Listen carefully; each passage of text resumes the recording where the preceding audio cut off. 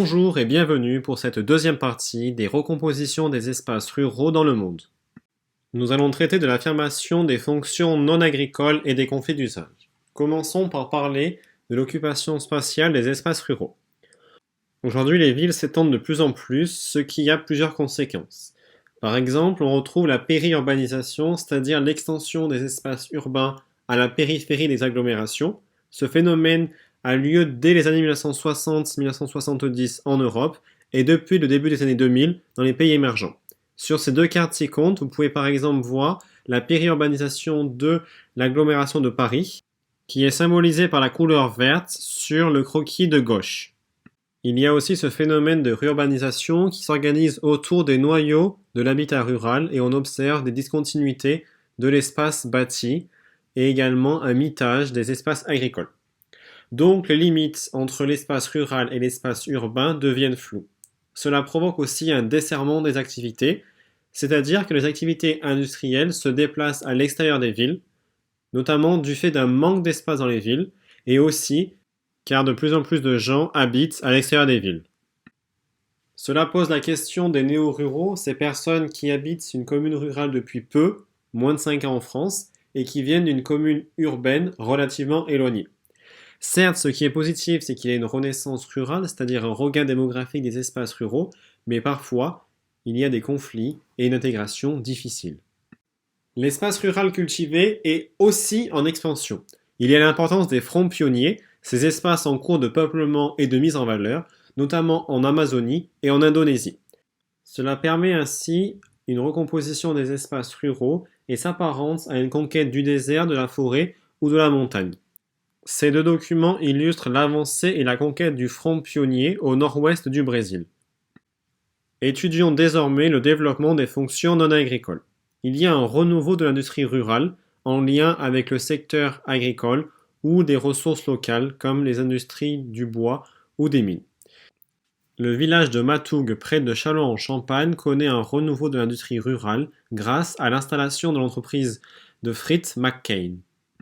En outre, les espaces ruraux connaissent une vocation résidentielle importante. Parmi les fonctions non agricoles, on retrouve le développement du tourisme rural, qui est un phénomène assez récent. Il y a aussi les activités récréatives. Cela attire les citadins qui veulent découvrir les richesses du paysage ou encore le patrimoine.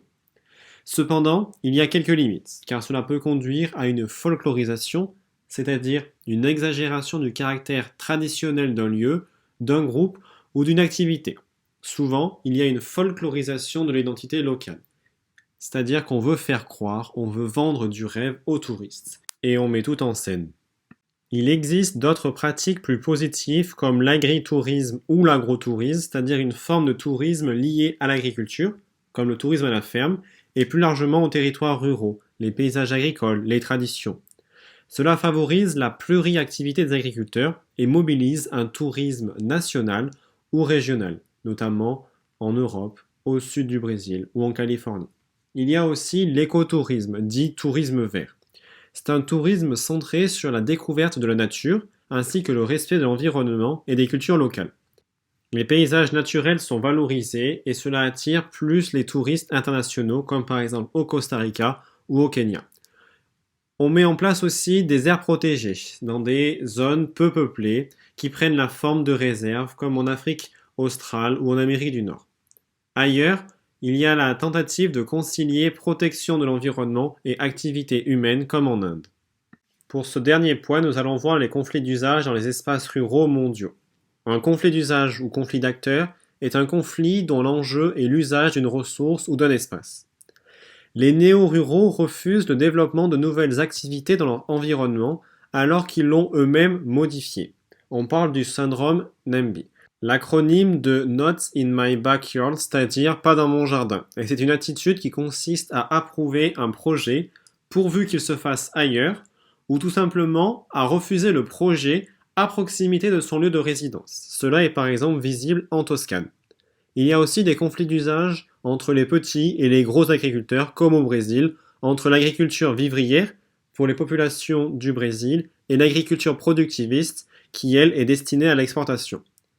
Il y a aussi des conflits entre les petits agriculteurs eux-mêmes comme au Sahel, car parfois avec les transhumances, les troupeaux traversent et piétinent des champs qui ne leur appartiennent pas.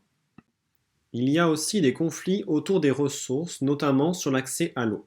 Certains pays méditerranéens, comme l'Espagne et la Tunisie, ont connu un fort développement touristique et sont confrontés à la délicate gestion des stocks et de la qualité de l'eau.